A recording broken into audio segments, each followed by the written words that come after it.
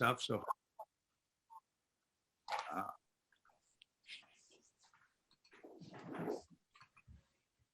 okay.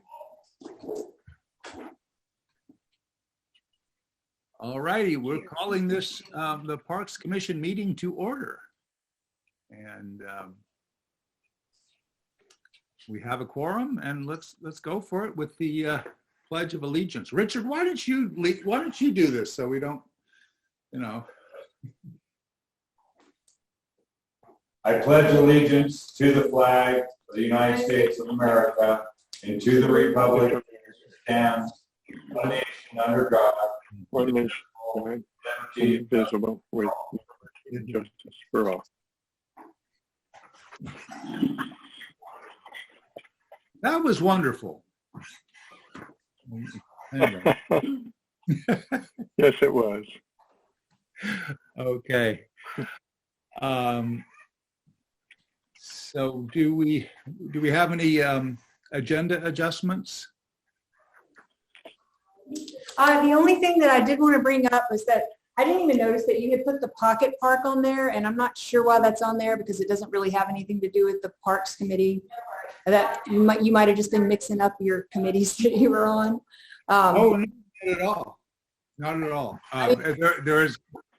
There's a reason for it. There's a reason for it. Yeah. Okay.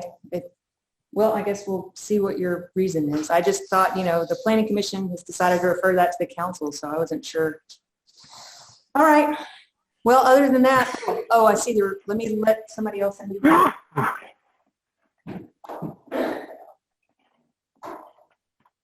We have another, any other agenda adjustments or, okay, any public input? No. Well, I don't know. Is anybody here want to input? Anyone on the call? See Danielle or? Yeah, that's it. Okay. All righty. We're just going to go quickly through the, sort of the old business. And I'm not, we're in the dead of summer and nobody can breathe and it's too hot to move. So I think we have to cut ourselves some slack. But since we're here, let's quickly go through some of the old news. Richard, anything on the Weed Whacker Wednesday or what the future of that is?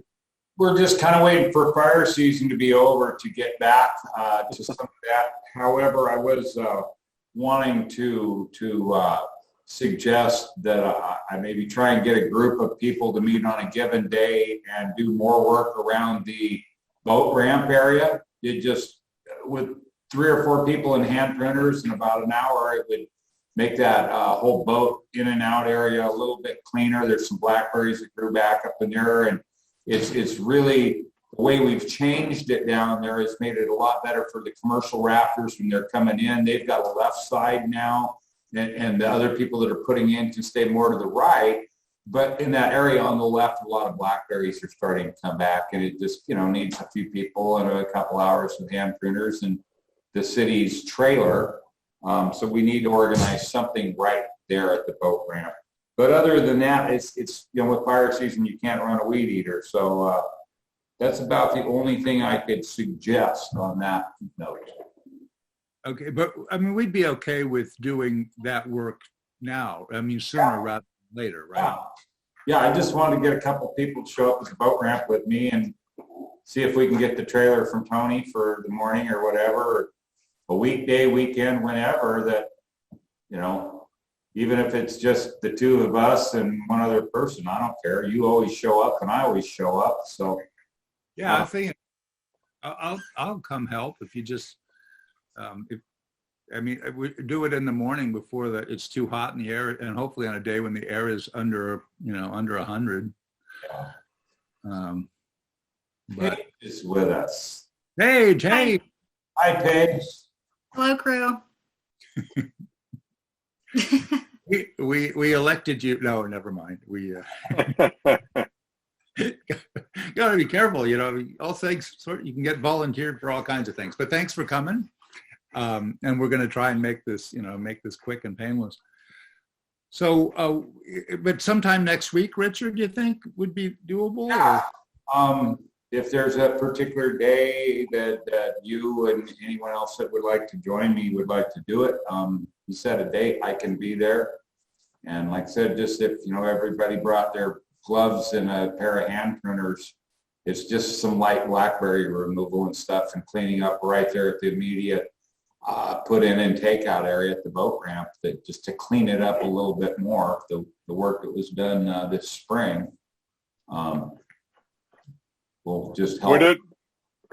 Would it be okay to use a battery operated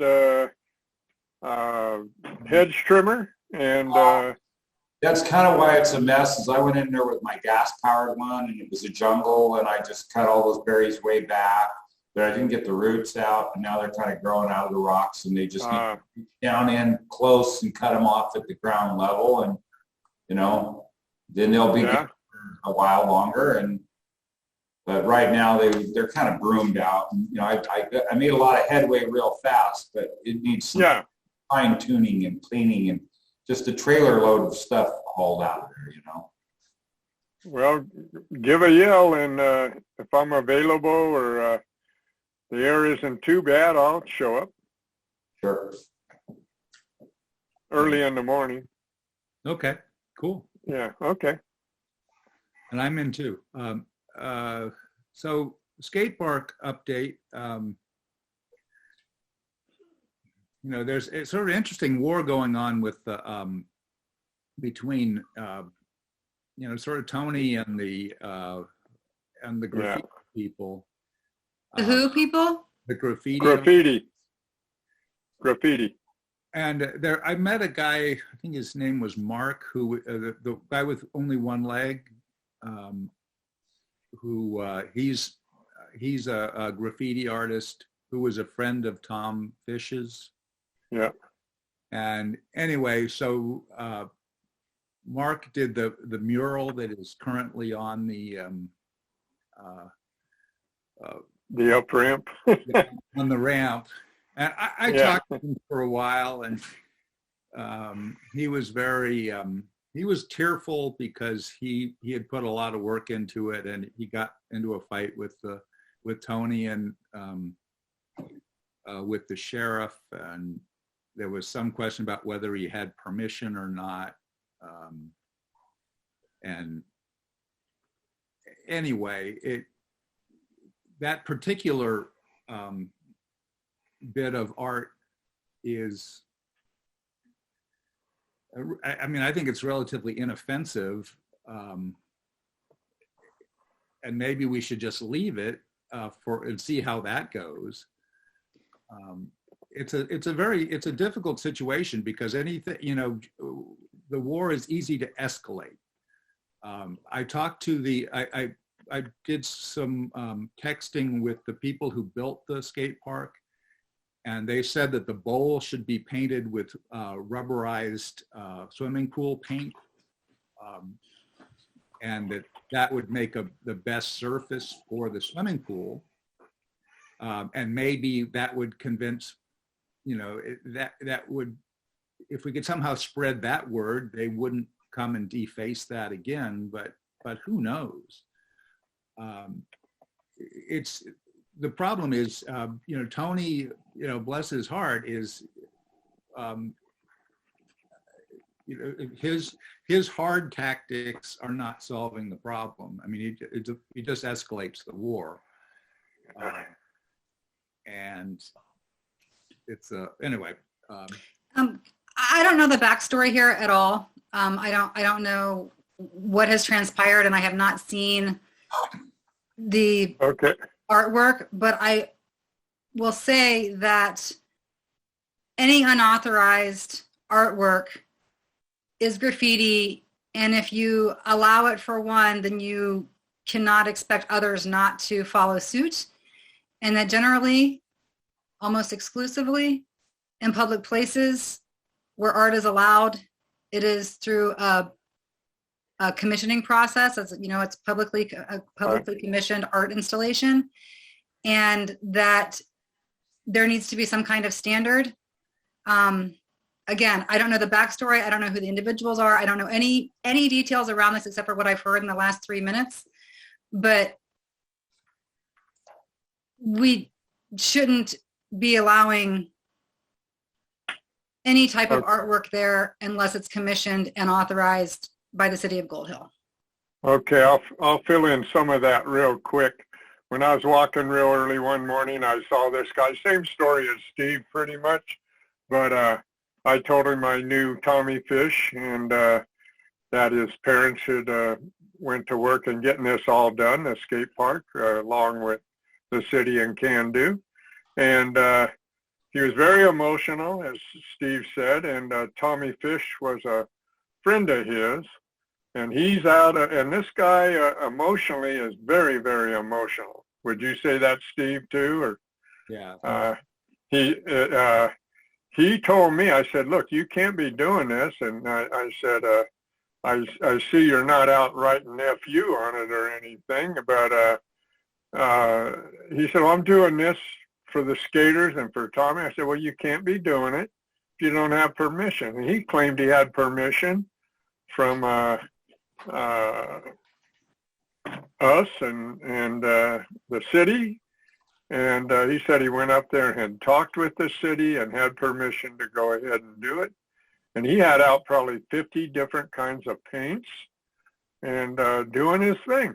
And so then the sheriff went by and on our way back, and he went in and he talked with him. And the guy went on and on about how Tommy was into music and all this. It was really off the wall.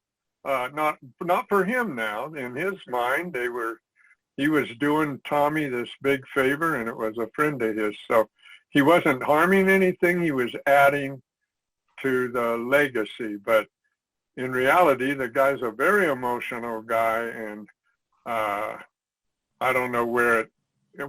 Since then, I know Tony was very upset and he wanted to close the skate park, I think. And I'm thinking, you can't close the skate park. It's for all kids. It's why we made it.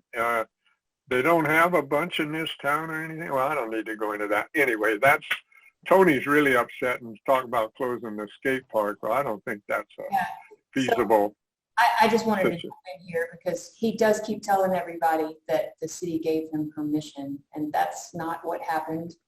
By the way, Paige, you haven't seen the mural. What he did was he painted Van Gogh's Starry Night onto the ramp. That's what's on there. It's not graffiti. It's a recreation of Starry Night. That's what he painted. But he called here and told me what he's told all of you, that he was a friend with the kid that the skate park was dedicated to, and that he wanted to paint murals as a tribute to his friend and to, convince the other skaters to stop graffitiing. And I said, that's a great idea. I really like that idea, but you need to talk to Can Do. You need to talk to the Fishes. Like, I'm not just going to tell you, you can go in there and paint the skate park, because at this point, you're just another graffiti artist. And he listened to everything I said, and then he went and just started painting him anyway. So yeah, he said you gave him permission. Yes, he's told multiple people that, and he didn't even talk to me. I believe you. Yeah. I believe you. Go ahead. He also said he spoke to Jan, and I haven't talked to her, but he said that after I talked to him, he went and talked to Jan Fish, and then what was interesting was he was afraid that the skaters were going to destroy it, because if they skated on it before it was dry, the skaters were going to destroy it. So I said, well, you can sit there and stop them until we'll figure this out. And it turns out what he did was he just went back and kept painting. So he's a guy who's has a different grasp of reality than the rest of us, and he's kind of going to do what he's going to do. And that's where this gets difficult, because he's not your ordinary graffiti artist, and he did, I guess, and he's doing this for a reason, and of course he really upset Tony, and it's just really a mess. Yeah. So my take on this is that, you know, I understand, I'm not trying to seem insensitive. I understand that he has emotion and passion around his lost friend, and that he clearly perceives this as a dedication and memorial. Be that as it may, it's still graffiti, and it's still done without the authority of the city. And there needs to be some really clear delineation on what's permitted and what's not permitted, regardless of the reason behind it.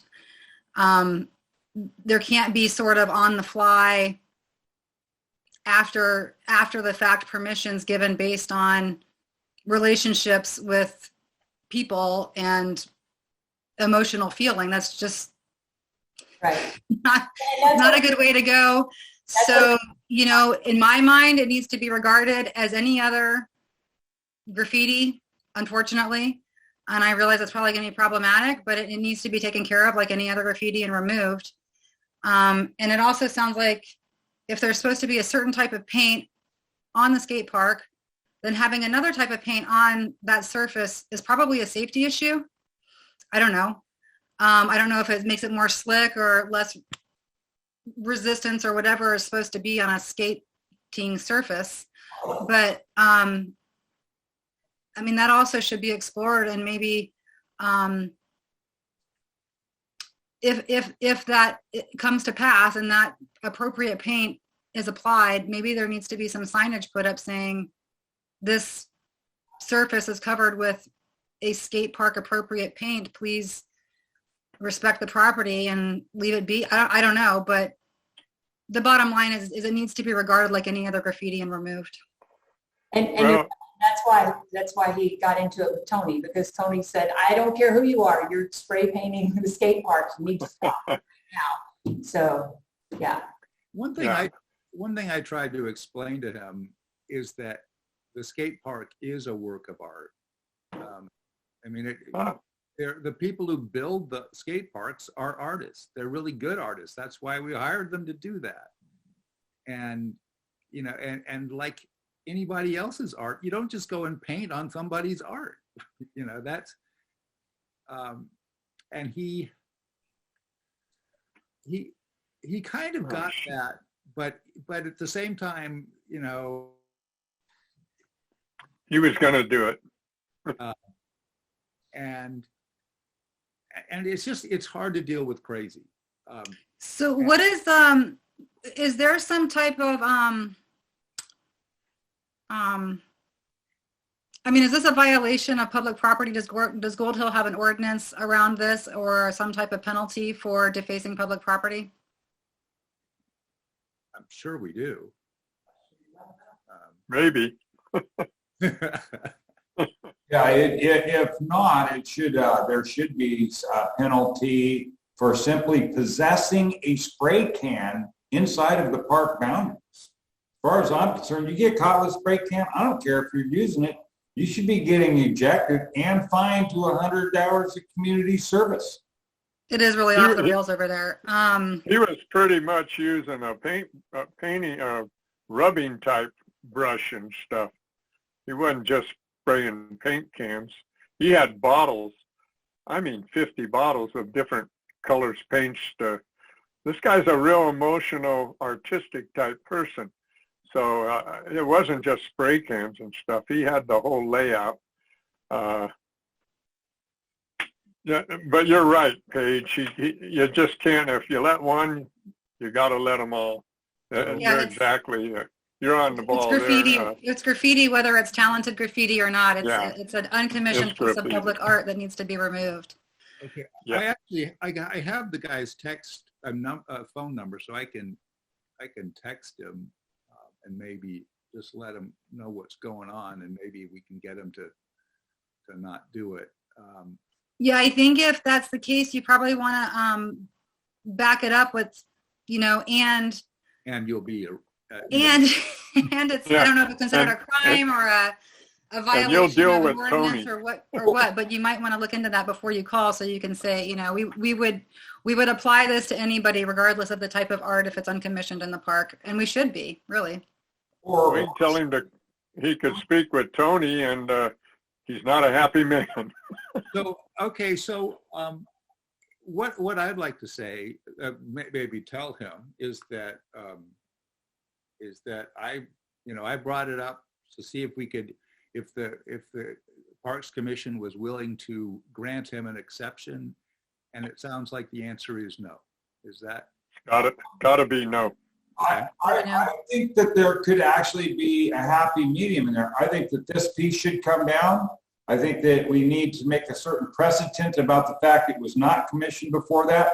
However, then allow for a process within our parks and within our city council if he wants to apply, and we give him a place where we say he can paint and he shows us what he would like to paint. That's a different thing. And if we want to incorporate art into our parks, we need to have a process that allows for that. So that is generally how it works. There is when you commission, you basically have people submit their idea and their sample, and it's done with an approval process. And ask the council to go ahead and pass a resolution that creates a pathway towards that, and also a penalty for not abiding by that, because that's kind of something the council needs to make clear, and we need to let our views as park directors show them the direction we need them to go.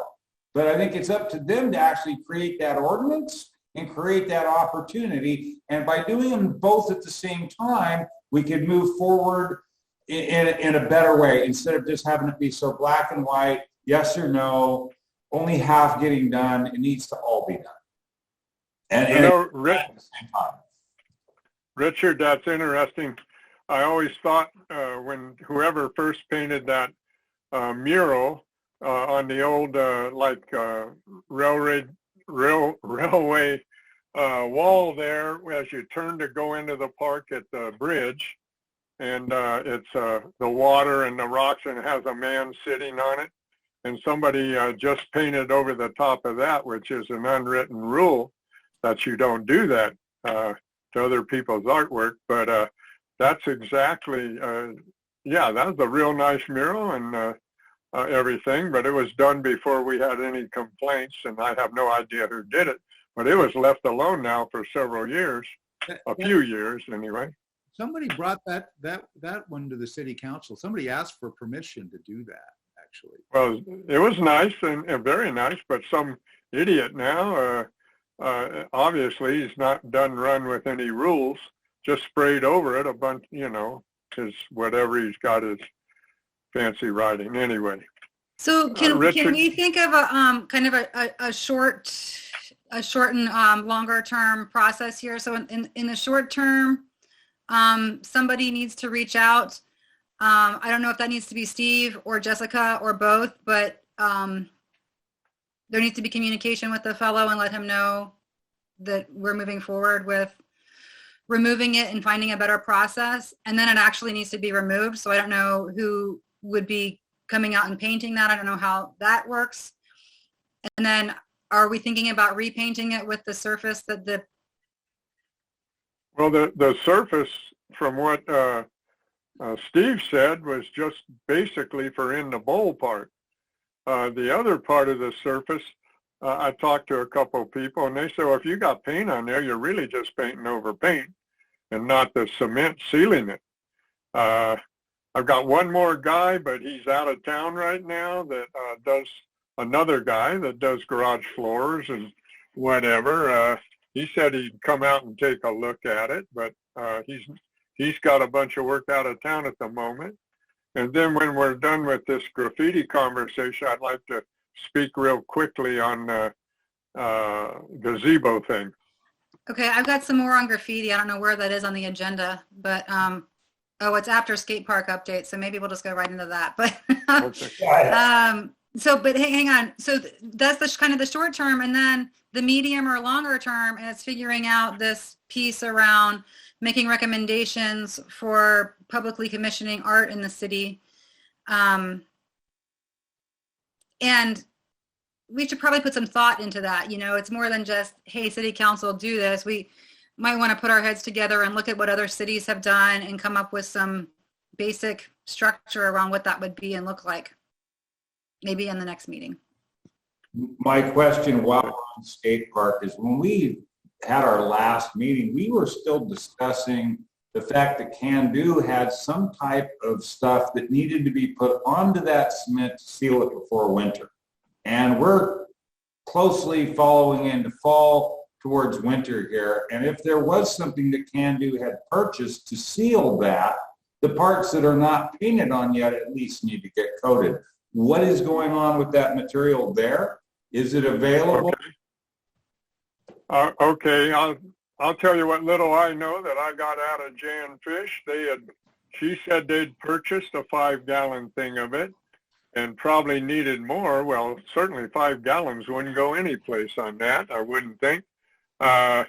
She told me here a while back that it was up at the house, but if I got up there and it's off a little side area, that watch out, the dog, they had another dog that might do me bodily harm. So I don't know, it's in one way, that's all I know, Richard. There is supposedly some stuff, but also if you're putting it, I'm trying to find out, you put it over paint, what's the sense? That's what I know. Can Do has money for it. They do not have the product except the 1 5-gallon thing that's up at Jan. She said it's been there a couple years, but that's as far as it got, because Jan, I think her health got tough on her, and they were spearheading it there for quite a while, and that's where I think we're at. I don't know what else to tell you. I don't think we're not gonna do that till at least mid-September, when it's cooled down a bit. Okay, how about can we move on from that to the little bit of gazebo thought I had? Yeah. Okay, instead of building a big wooden structure, Carol and I was over at the hospital, and then we went to Starbucks, and outside there, straight across from the hospital, they always have food trucks, 2 food trucks. And there's an area there where people eat, and they got up wood poles, and then they have attached their sunscreen over different ways. And, it wouldn't be permanent, but it might be a better way to go in the long run. We're not there to protect kids from rain and stuff in the winter. It'd probably be a more inexpensive way to go and put up whatever poles in the ground that we thought we needed. And they've got that sunscreen up there running wherever you want to run it, and you can make it kind of a pretty neat design probably, but Richard probably would know more about the construction type stuff of the feasibility of it, but it looked to me like it would do the job we were looking to do. And then, of course, I don't know what we'd have them for seats and all that. That's another problem, but just getting a protective area people can go to and sit and watch the skating and talk to skaters. Anyway, that's all I got, guys. Basically, yeah, doing a shade sale, that would be a lot easier than building something, and might actually do better with, it wouldn't invite so much graffiti, I don't think, maybe. Well, and the other thing is, I think Richard's right. I've been looking at all this, and we have pretty much the same agenda every time, which we've seemed to do throughout the history of this city. A lot of good ideas, but we don't seem to make a lot of progress. We have had a lot of progress on the blackberries, and Richard's been a bulldog on everything, and that's our main progress. But I guess, are we going to talk about, I didn't read the whole thing down yet, but I don't see anything here on the walkway about filling those cracks in. And Tony told me, somebody, not to get on a different subject, but if I don't say it now, I won't remember it.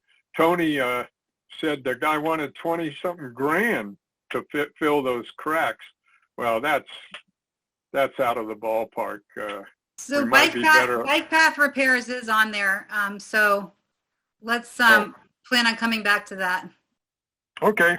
I'm going to run out for a second because I have that quote. I don't think it was 20 grand. I'm going to go grab it before we get to that part. Okay. Can we look into, does somebody want to look into some pricing and some, maybe some visuals, photos or something of what a shade structure might look like before the next meeting? Yeah, I can do that. That's easy. Okay. I've looked at a Maybe lot. we can screen share it or she can send it in advance to us via email. Okay. You're talking about the triangular, like you said, the sail type. Yeah.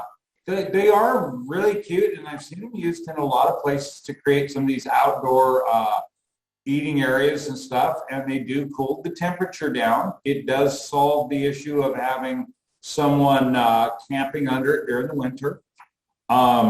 If they're high enough off the ground, they might not get graffiti on them. Whether you use metal poles or wood poles, either way, I think that it's a good compromise in the middle there. I think, like I said, a gazebo was just going to get vandalized. I'm sorry, I hate to say it that way, but something that cute and ornate in a skate park just doesn't work. Yep. Okay. Speaking of gazebos, if we could on the other items and reports talk about any progress on the picnic area on item 13 while I'm thinking about it. So are we moving on to graffiti? Or are we done with skate park? I'm Yep, done. we're done with. Yep. So I am very excited and pleased to see that there has been Tony and the crew have painted over the graffiti on the ballpark structures and the bathroom over by the tennis courts, which is awesome, excellent, and very much appreciated. I'm hopeful that we can continue in that vein with additional graffiti removal. There are some other sites in the park where it's still pretty significant, even if not as visible. One being on the dirt path near the falls. There's an old cement structure that has a probably 10 by 5 muse painting that should probably be covered up. But more importantly, I'd really like to advocate for removing the graffiti that is on the railroad structures and the bridge there on the pathway. Not only is it an eyesore for the park and the people who are using the park, it's also very visible from the bridge driving into Gold Hill, and not how we want to be presenting ourselves for anybody entering the city. So I know it's been covered up before and it'll need to be covered up again, but since the city has a sprayer, I'd love to advocate for having park staff do that, and if not, if we could round up some volunteers to potentially borrow that sprayer and take care of that relatively soon. And in addition, I'd like to lobby for not only within the park there below the bridge, but if there's time and resources available, I'd also love to see it on the other side of the river. That portion of the railroad bridge is also been subjected to graffiti that is visible from the park and from the bridge going in and out of the city, and would be great. And we floated the river this weekend, and you can see it floating down the river. It's just not a good presentation for Gold Hill. Would ODOT be liable for the bridge painting? I mean, it would probably be the railroad, and they'd probably never do it. Yeah. So we have gone in there and done it with the city, the National Public Lands Day cleanup before. We just went in and did it some years ago. We cleaned up the garbage around there and then painted over the graffiti, and it lasts for a while and then it comes back. So if that's what needs to happen, if it can't be the city going in there and doing it, we can just round up some random volunteers and some rollers and go do it again. But I just feel like it's really, it's the entryway to the city and it looks really bad from the river, the park, and the road. So I don't know that as a Parks Committee we can really say yay or nay, but I'm hoping that the city officials that are present or who are watching this after, or our city manager, will advocate for doing that in the near future. Okay. Any thoughts? Duly noted. Yeah, that's good. I agree with you more than I ever have. You have really sucked me in on this to the point where I've reached the tipping point and I am completely on your side at this point. I'm just so overwhelmed and tired of watching it grow faster than we can deal with it. It's just like somebody threw gas on the fire, and it's we have to get it under control one way or another.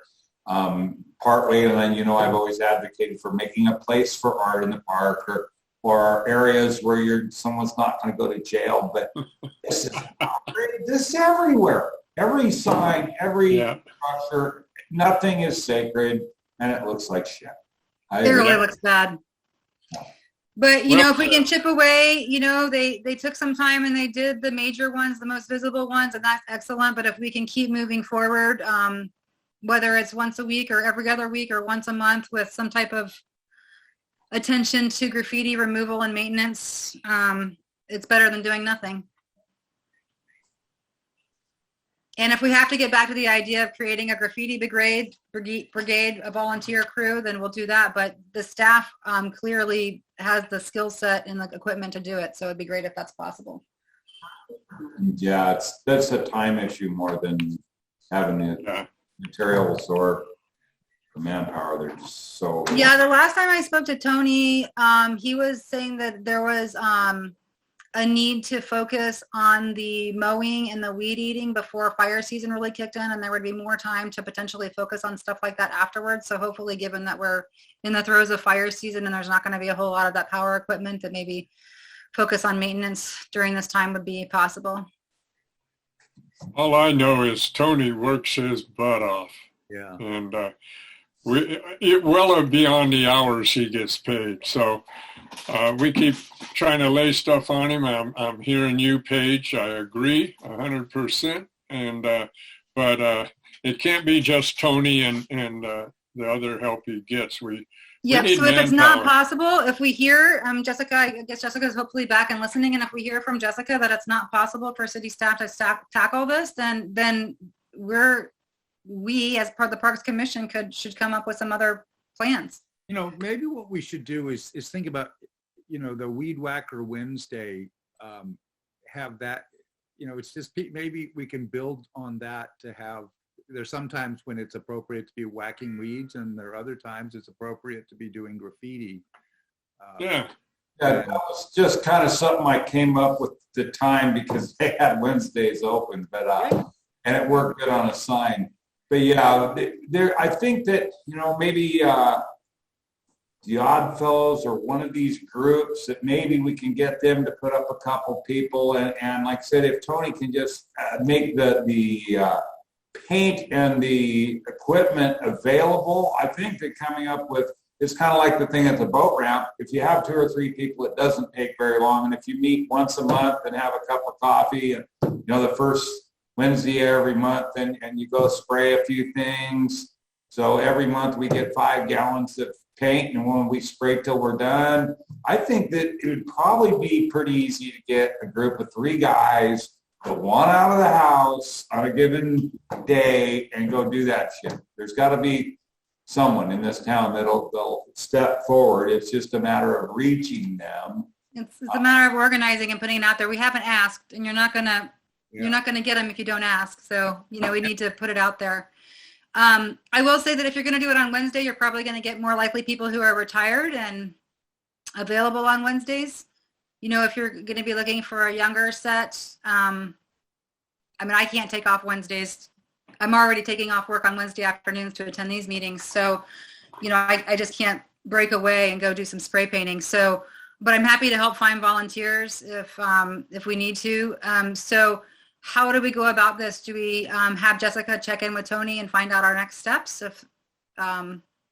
Well, and if paint is in the budget, if we can get them to provide us with X amount of paint every month or a bulk amount of paint, but that's the thing, is getting the product, and I don't know where we're at financially on our ability to, if we have the paint and the sprayer, it makes things easier to coordinate. But if we can't have the paint, the people, and the sprayer all in the same place at the same time, we're just peeing in the wind. Jessica, can you chime in and let us know if there's money for paint? There's no money for anything. She's right. So let's see if we can find a sponsor potentially. Wait a second. There's literally no money for paint. There's no money for. I mean, paint's not that expensive. Is there literally? Well, there's no money. There's no money. It's been, it's not like we had a ton, and at least I know from the budget committee, we're out of money basically until this is our first year we've had any money. Can Can-Do put $200 towards paint in the course of the year? I'd have to find out, or someone would. Can-Do's not very rich either. It's kind of just floating along at the moment, in my opinion. We are having a yearly gathering members meeting here pretty quick. Steve could probably tell us more about that, but the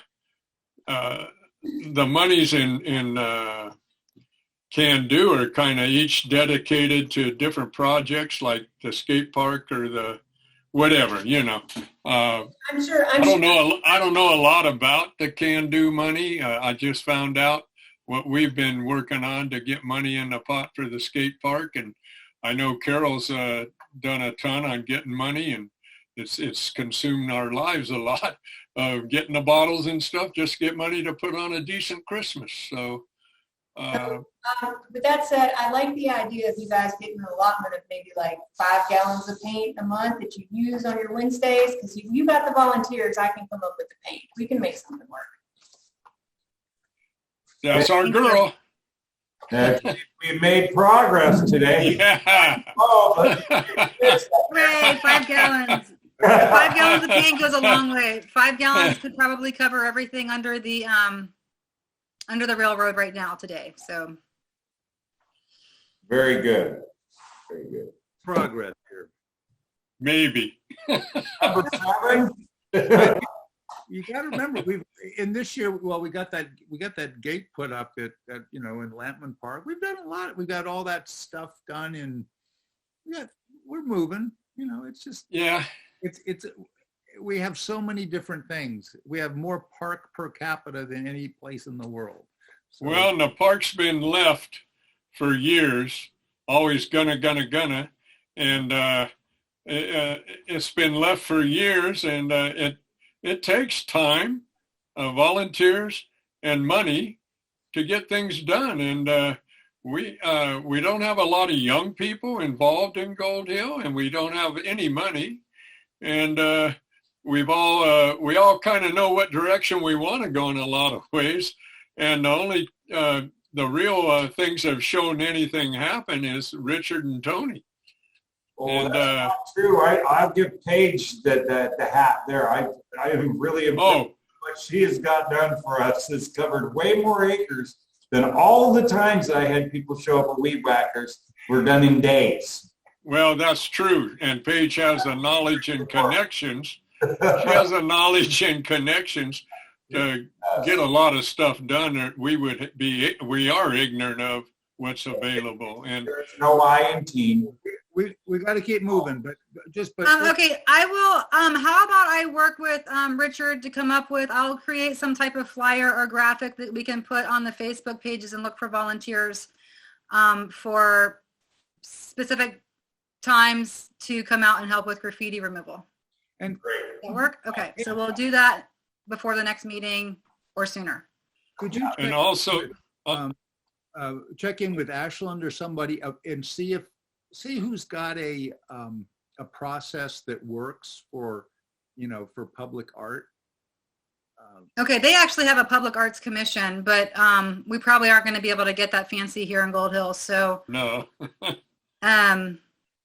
but other cities commission art, and public art is really cool in a community. I mean, I don't know if you've been over to Talent and seen some of the murals they have over there on the side of the Rays or whatever, and coming into town. It's really cool, and it's really representative of what the town is all about. There's the one when you go into Rogue River, right when you come off the freeway and you're going down towards the gas station. It's attractive, but it's not graffiti. So I'll ask Can Do to put out when they put out their monthly or whatever thing on the internet.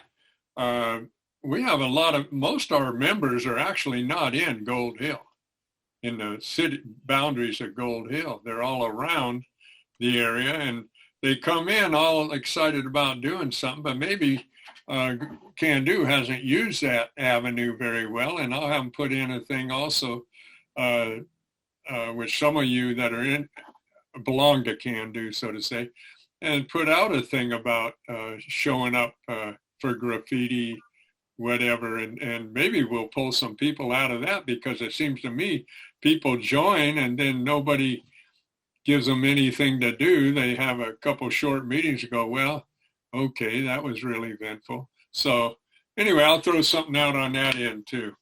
Okay. So great. We'll get you a write-up about it to share. Okay. All right. Get me a write-up. Send it to me, and I'll have my wife present it. That sounds great. Thank God for women. Okay.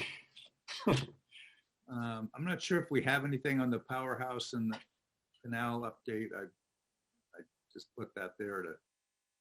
I have an update for a wildfire fuels reduction, but I'm not sure if we should just wait till other items for that. Okay, yeah, let's wait on that. Okay. Bike path repairs, do we have a price? Jessica's? Yes. So this guy went the whole length of the bike path and took note of everywhere that it needed to be patched. It's $6,500 plus another $1,500 if we want him to repaint the center stripe down the center. So. How much was that? Can you repeat that, please? Yeah. It's $6,500 to fix everything, and then an additional $1,500 on top of that if we want him to repaint the center stripe too.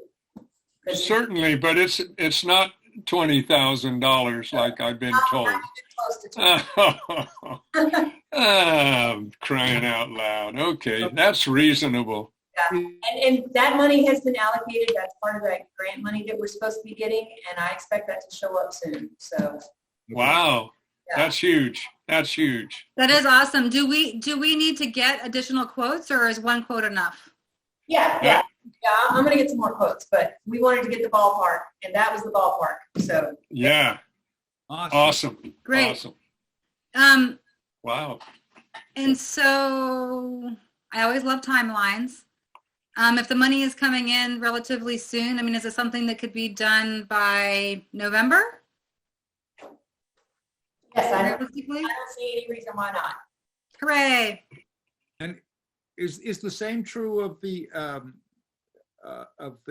fixing the roofs on the the picnic area?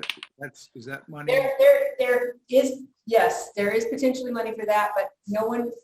You guys all keep talking about getting friends and people to help out, so I've never seen any actual dollar amounts on that repair job. But there is some money set aside. I just don't know how much I can give you for the gazebos until I see some actual quotes. Who can get quotes? I thought there was already one for $8,000 for the metal. Yeah, and at least the replacement. You can tell me that all day long until somebody actually gives me a quote. Okay. It's not things like that $20,000. Okay. People say they have quotes, but they never actually give them to me. So before our next meeting, can somebody here commit to having one or two people who do metal roofing come out and meet at the gazebo and get a quote that we can have on paper or digitally in an email for Jessica? I think I could come up with at least one. I only know one roofer.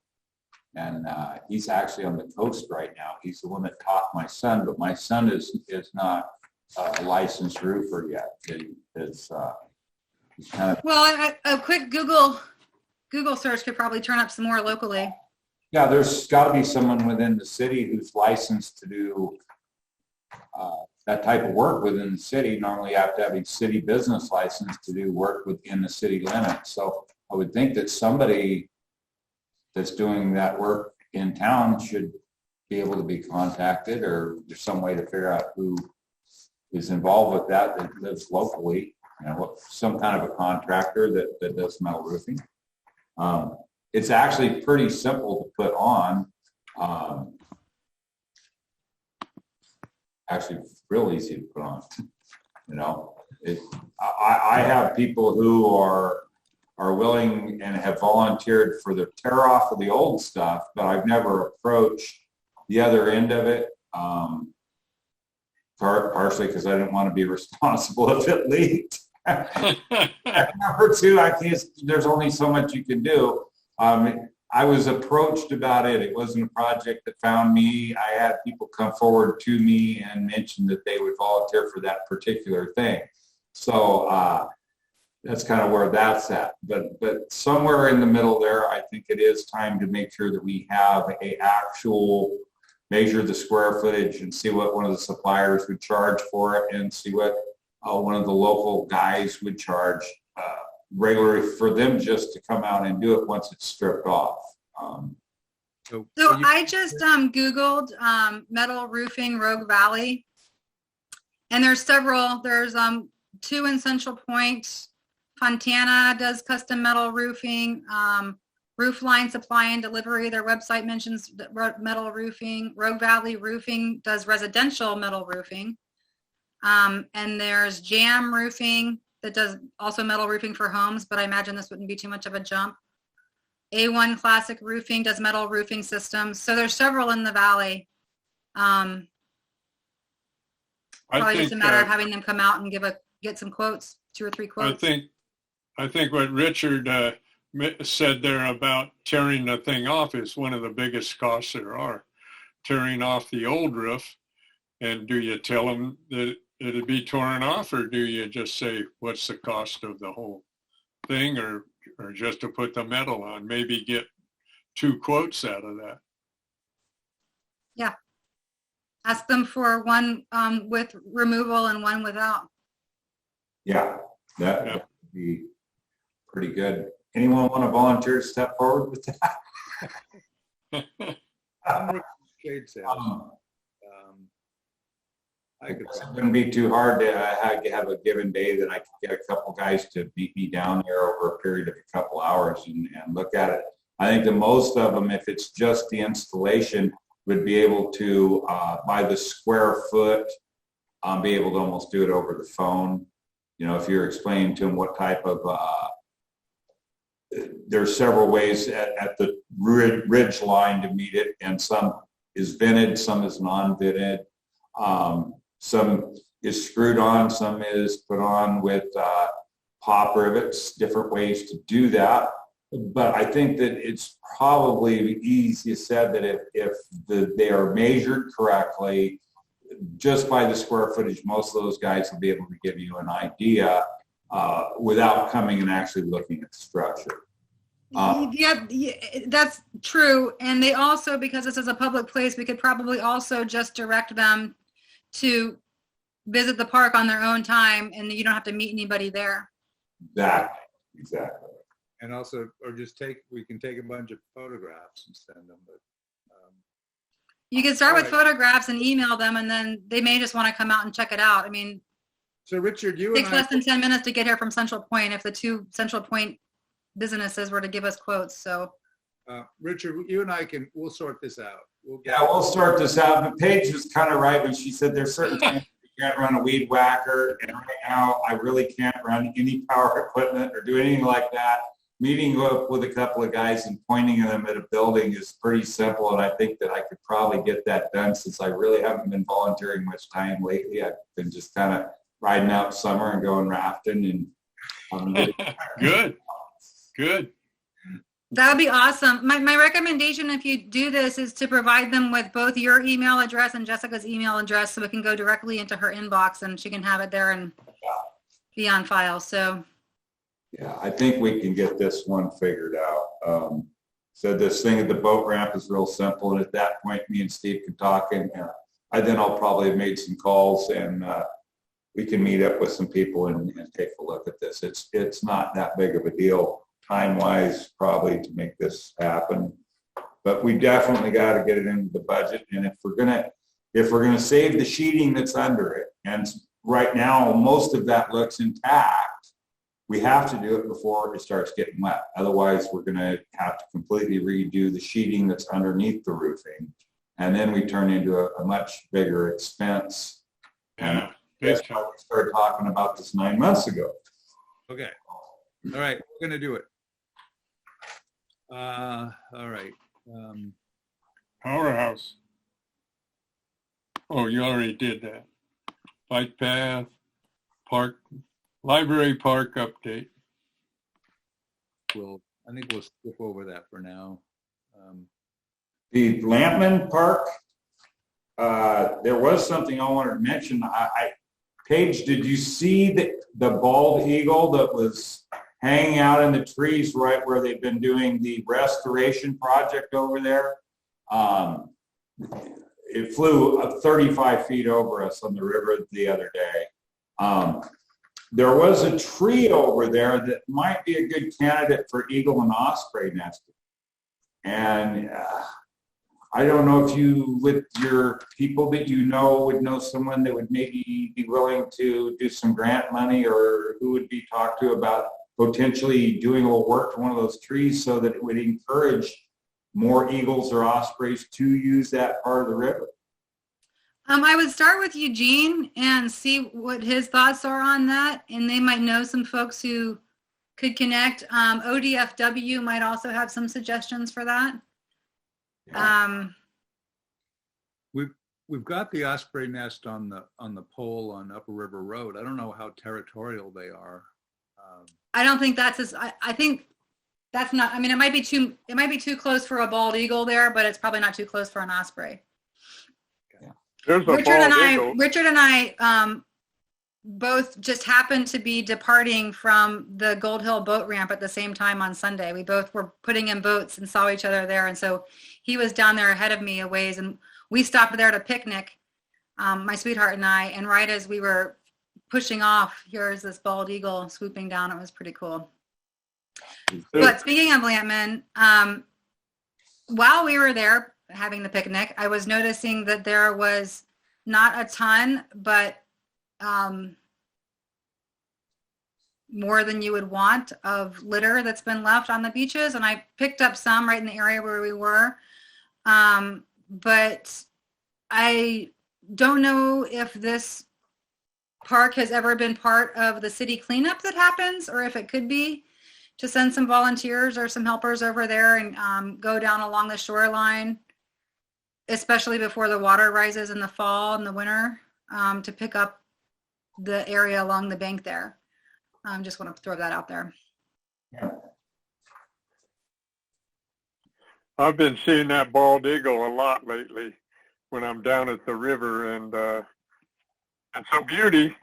We have 5 I just named off my head osprey nests around, and they're starting to leave now, and because they've raised their young. They're not all gone, but bald eagles, about every 2 or 3 years you'll get one hanging around quite a bit, and they land right across the river from me a lot in the trees. I don't know, they are pretty, they whoop booty on the osprey. They'll just ride right over the top of them and force them to drop the fish they caught. They're a pretty lazy bird. I love the bird, don't get me wrong, but they're pretty lazy, and they let other people do their work, kind of like History of Man too. And they'll ride right over the top and make them drop that bird or the fish finally, and then go down and eat it, and the osprey gets off looking for another one. But anyway, I don't know we got one that hangs around up there above Steve too. And I don't know if it's the same bird or not, but I've seen him several times up that way. Also a golden eagle has been hanging around up there for the last 3 years up above Steve there, probably a mile or so. And I've watched it. It's growing. It was a young one, really young. And but it's still around too. And it is like you guys got to see it. That's pretty exciting stuff. And I'm out looking at the river every day and doing something down there. And you don't see that stuff that often.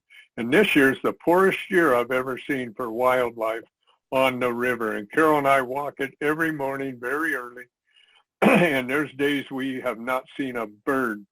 Our geese population was not very many this year, and we used to have them nest all around us. We had one that had five youths, and basically it's the bird population, from my observation, is really hurting.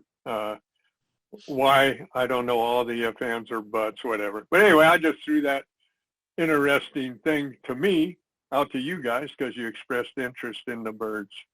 Okay. A freebie.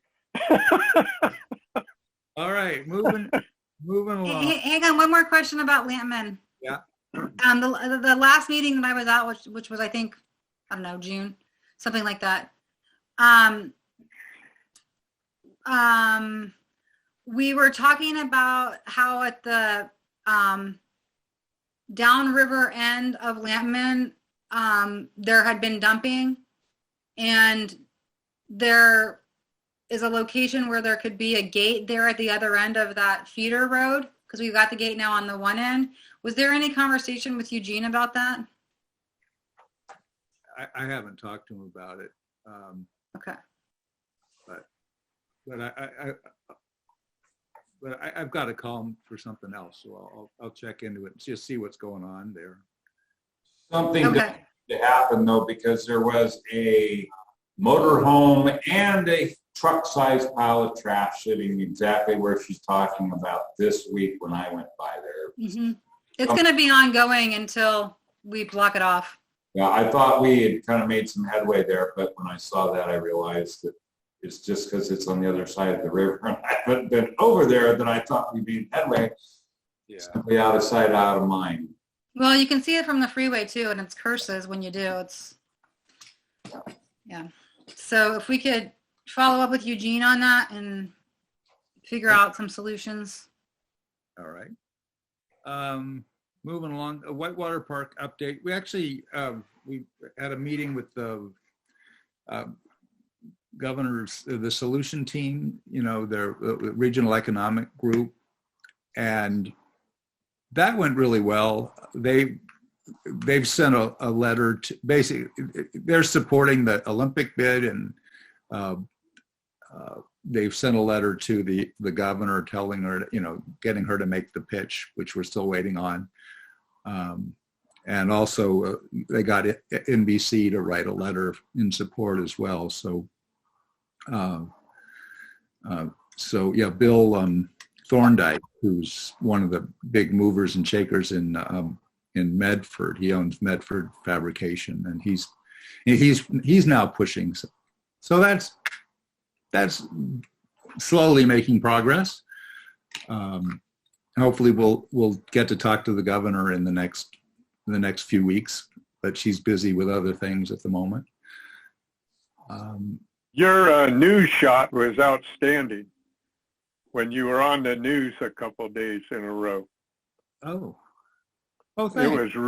It was really good. No, it was good to let the people know too. You got a lot of time on air, and the photography on there of you talking and stuff was great. It spread it out pretty good. I thought that was really good. Oh, thanks. I almost called you up to congratulate you, but I figured you had enough.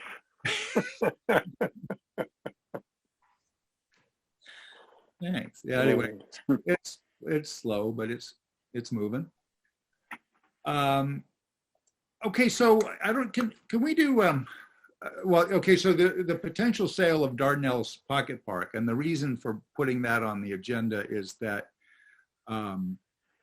there is this piece of property. Well, the city road right of way goes all the way to the river at Dardanelles, and it's an 80-foot wide right of way. It's the widest street basically in Gold Hill, and it was the parks. Maybe in 2004, whenever the National Park Service came in to do the plan, there was a plan for a pocket park there at the end. In fact, pocket parks where all of the streets, the Gold Hill streets, dead end into the river. But I don't think those pocket parks are going to ever happen. And what we have instead is that the landowner came to the one of the adjacent landowners came to the Planning Commission and asked us to give him the land. And he's actually sort of appropriated it. He's put up no trespassing signs on what is the public right of way, which I find kind of offensive. But I understand his position. He doesn't want the homeless people wandering in, but also he's just taken it over as if it's his own. And this has been a fight for a long time. I brought it up to Can Do because a lot of the members of Can Do were around when we did the original plan for the pocket park, and basically everybody in Can Do took a vote saying that what we ought to do is sell that lot. Sell that land as a house lot. And because it's probably worth north of $100,000. I mean, it's a prime riverfront lot, and hopefully what we could do is, since it was supposed to be a park, is to get some of that money to go for some park project. I mean, the city is broke, so maybe just the city needs to absorb it into the regular fund, but since it was supposed to be a park, and I don't think it's ever going to be a bridge or anything like that, I think the city should sell it and use the money for something, something within our parks that we have a lot of projects that need funding, and this would be an appropriate way to do it. And this, the Planning Commission basically kicked this to the city council, but I think we should weigh in on what we think should happen, since it is, it was supposed to be a park. So that's, and if I can screen share, I can show you let me see if this will work. Jessica, can you enable the screen sharing? Let's see.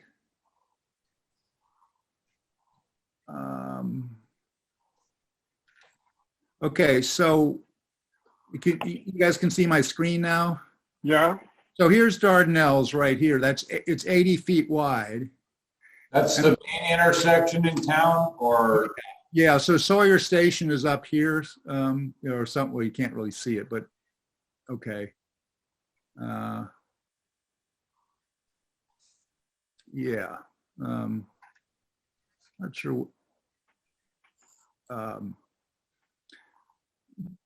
But yeah, so somewhere, I'm a little confused here, but going this way is where Sawyer Station is, and then you come down the road, and when you get down toward the river, when you go toward the river, what happens is it looks like the road gets really narrow, but actually the city right of way is the same width all the way down from from where Sawyer Station is. So it's a very wide road that goes all the way to the river. And what the guy who owns 7,500 wanted was for the city to give this piece to him, which would be a nice thing for the city to do, but that's no. Yeah, that's a very expensive piece of property. And what he suggested instead is that, give him the city would give him this property, and then keep an easement for utilities or something like that, or whatever it was. But what makes a lot more sense is, well, he needs a driveway, right? Because otherwise he's landlocked. So we switch this over and put it on this side and just, give him a driveway that goes like that or whatever. And then you have a big lot. It's, you could almost put two houses there, but still that's $100,000 anyway. At least.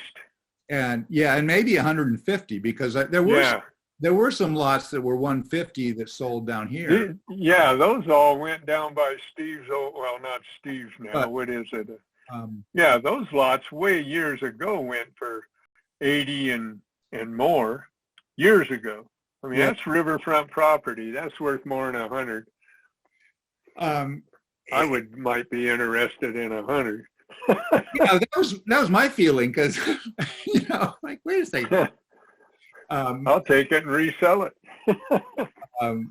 So when we did our walk in the parks originally, Eugene Ware had brought up, when we were above the area where me and Paige were really liking the idea of having a trail, there was a lot on that side of the river at the top end of that parcel, right up against where the other residential areas started, that he mentioned if there was anything that we would be best to get rid of, that would be a place for a hotel or whatever. And the truth is, that piece there is probably worth even more money. And it would be hard for me to ever feel that taking a main street that comes into our town and blocking it off this early in the life of this town is like parking your car at the end of the driveway and just deciding to go get a new car but never moving it. That's throwing a stick in a funnel. That makes no sense at all. If you need money, I agree. That's not a good idea. What? Selling this is not a good idea? Not that piece. No, that's the main entrance into town. No, that's it's where not. if it lines up with the main section. It's not. There's never going to be a bridge there. Just never. Or the master plan for us to have a footbridge across the river. Which street does our master plan footbridge line up with? The parks, not a street. That's what I'm saying. That's would have been that pocket park or one of those. No, the beach park, not the. No. Yeah. Not. I think it ever being there. Is that in the master plan in the map? Crazy. Pete had an idea of putting a roadway bridge across somewhere, but it's just not going to happen. ODOT is not going to do that, and because that would mean moving the I-5. It's not going to happen. Well, this looks like a short-term solution. I'm not for getting rid of that property. It's a short-term solution because we're broke right now, and hopefully we'll see greener days ahead. But once you get rid of that, it's gone. And we haven't thought this out at all, really, in any long-term deal, because down the road, once it's sold and gone, it's gone. And Richard has the same type thinking I got on that. I'm not for getting rid of that for $100,000 or $200,000. You get rid of it for $100,000, I might buy it. That not for the right reason. So I don't think it should be sold to anyone. But anyway, $100,000 will be pissed away, and we could do that in one night. Us just talking right here on the park. Then it's gone. I guess my feeling is that, well, I mean, I guess we can just leave. We've essentially given it to the guy who owns 7,500 right now, and we're letting him use it. Yeah, we don't have the manpower to take it back. We don't have the energy. We have more parks than we can ever take care of. That's at the moment. It's a long life a town has. We have to be on the road 20 years, not. Well, there's only 20 four days. of you and two of you say no, so. We won't. Are you the tiebreaker? That, Okay. uh, Other item? all righty. Nope. Anybody have, oops. Yeah, I do.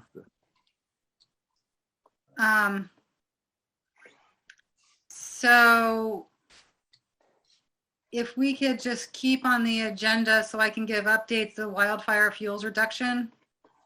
I met, I can't remember if we met before the last time I reported, but Jessica and I and Lo Makatsi met out of the park. Did I already report on that to you? I don't think so. So Lo Makatsi, which is a nonprofit organization that does wildfire fuels reduction in forests and along the Greenway and other places in a much greater area beyond Jackson County. They do a lot towards Eastern Oregon and Northern California as well. Came out and met with us. They are interested in, and we'll put it on their list of projects to pursue down the road. Of course, they're not going to do it for free, but they are experts in finding money to help with projects, whether it is either grant money from an agency or from a private entity. But one of the first things they wanted to have is a plan. And one of their suggestions was looking at plans that the cities along the Bear Creek Greenway are already doing in the aftermath of the fire, so that we're not reinventing the wheel or starting from scratch. And you may recall that when we met earlier months ago with Jackson County, or Jackson Soil and Water Conservation District, which is funded by a bond that is paid for, I believe, through property taxes, they had indicated a willingness to help us come up with a plan. So I reached out to Clint Nichols at the Soil and Water Conservation District, and he is still interested in helping Gold Hill come up with a plan. And he asked about a scope of the area, and off the top of my head, I told him the same area that ODFW had already treated. And he indicated that he would be able to help with this over the next several months and probably have something winter time-ish. You know, it's not going to be something he's going to be able to put into in August and September, but he can work over it over many weeks and put something together. And the Soil and Water Conservation District does have some dollars, once we also have a plan, to do some of that work. So if we needed another match to get some, either for Lo Makatsi or for some agency, I would imagine if we have a plan, we'll probably be able to go back to ODF, Oregon Department of Forestry, and ask for more money like they gave last year, the $10,000 for the acreage that they've already done. So I have reached out to Clint and Lo Makatsi to meet together at the park and have them discuss, and Jessica, have a meeting to discuss what the scope would be like and just kind of put their heads together on it, since they're kind of the experts in the valley doing this stuff, and see what they can come up with over the next several months for a plan. He was indicating that he would probably break a plan up into zones where some areas might be best maintained with the mower and the excavator. Other areas would be best left to remove the vegetation and then come back and maintain it. He's more of the school of thought at this point, and rather trying to do a bunch of native plant installation that's going to need to be irrigated and maintained by staff or volunteers, which tends to be the most expensive portion of a restoration project, rather to wait and see what natural vegetation comes back in the wake of the removal, which is what I'm doing here across on my property, and it's the natural vegetation is coming back robustly. So that's where that's at. We have somebody who's interested in making a plan for that area over a 3 to 5 year period for wildfire fuel reduction, and we have an organization that's willing to help actually do the labor if we can come up with a plan and some money. So keep your fingers crossed, and I'll keep you posted. Wow. Cool. That's Wow. great. Yeah, it is. So that's where that's at. And then we didn't talk about this when we were on number 7, the powerhouse, but one idea that we threw around at our previous meeting, and I'm wondering if there's any way we can move forward with it, is to look, Steve has suggested what it would be like to take the building down to just the foundation and leave the foundation as some type of anything better than what it is right now, which is a colossal eyesore and fire hazard. So what would be the next steps for that? For getting a demolition plan and quote? It would, the next thing there was an asbestos study done that I haven't been able to find. And so we probably need to do that again. That's before we can take down the walls and stuff. We got to make sure. I think there's asbestos in it, and that makes it more difficult. Was Rogue Valley Council of Governments involved in that study and that piece? I don't think so. I reached out to who's the woman at DEQ, Kate Jackson. Kate Jackson. Mm-hmm. She tried to help at one point. She found me there was a report on soils contamination that I have, and that part is really negligible. But there was also an asbestos thing that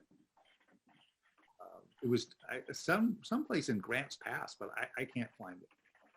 Okay. I might reach out to my contact at RVCOG and just find out, because I know when they had done that Brownsfield study, that was on the soil, I believe, around there. But I also wonder what kind of Brownsfield money might be available, which is dollars that take care of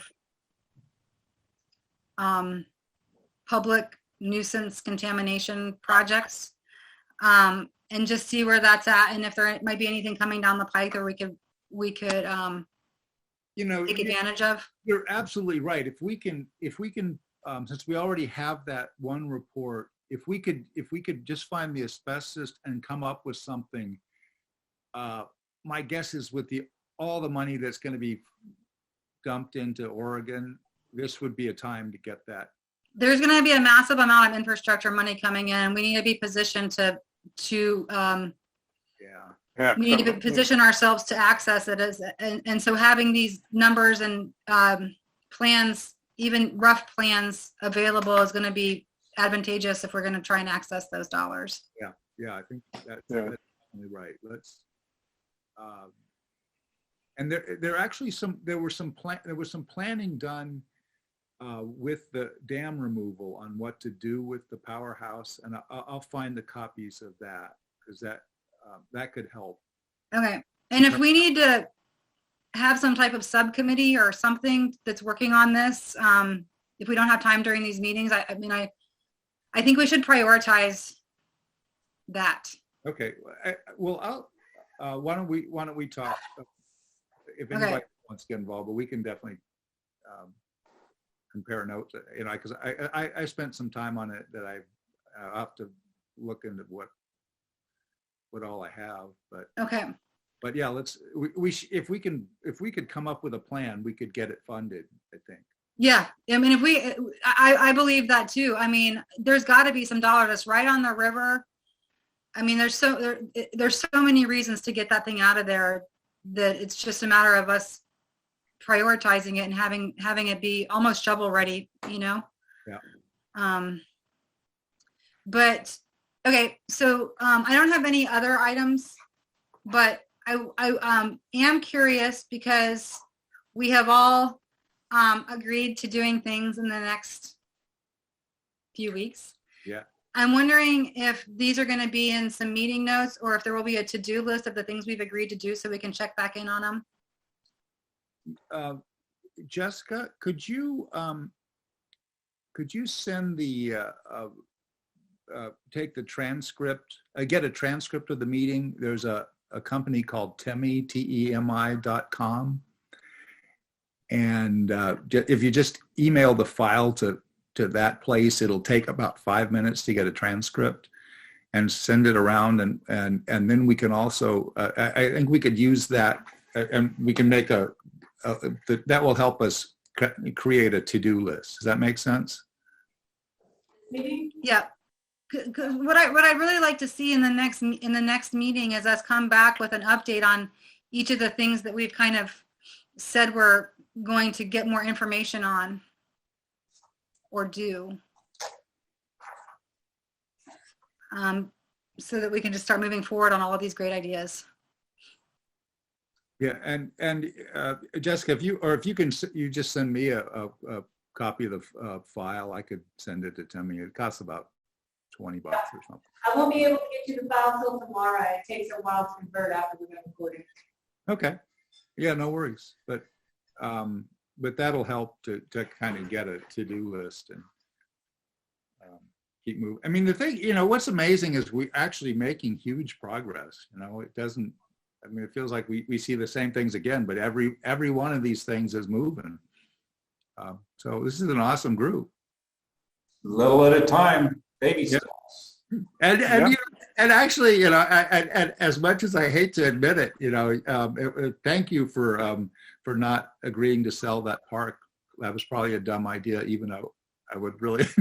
Well, we talked about everyone should have a view, and that we should all be able to talk about ideas, and that's why you have a group, is so that you can steer things. So anyway, so good stuff. And I don't have anything else. Anybody else? Not that I can think of. Do we need to try to replace our member that resigned? Yeah, that would be. That's something we should also think about. Is somebody who resigned? Lorraine. Lorena. Okay. Yeah, she's and we should also find out if Jan is really up for continuing, because yeah, her health is. Yeah, both of them have health issues, and they've been enormously helpful over the years in the parks. So it's I certainly don't want to dissuade Jan from joining us, but if we could pick up a couple more people who have some time and energy to throw at this, we would be better off. I mean, it would need to be an application process under the normal protocols rather than just, I think, right? We're not just going to appoint somebody. That would need to be. They have to be in city limits. Have to be in city limits. Okay. And, but anyway, we need to, we need people, that's for sure. So. More ideas, the better. I think Speaking of ideas and better, I wanted to thank Larry's wife. It sounds like her and her group have put together some music to come into the parks this fall. Oh, yeah. And that's a great thing. At City Council, I was given the green light to look forward to the potential of next summer having a car show, as well as pretty well welcoming to the idea of having some fireworks maybe on New Year's somewhere in the park. So, yeah, things are going to open up. The park is going to be getting used, and I like new ideas, and I hope we can continue to find new ideas and few things to work with that are going to continue to join this list of things that bring happiness and joy to those who are using our parks, whether they live inside the city limits or not. I agree. All right. On that note, I guess the meeting is adjourned. Bye, everybody. Adios. Stay safe and be well. Us.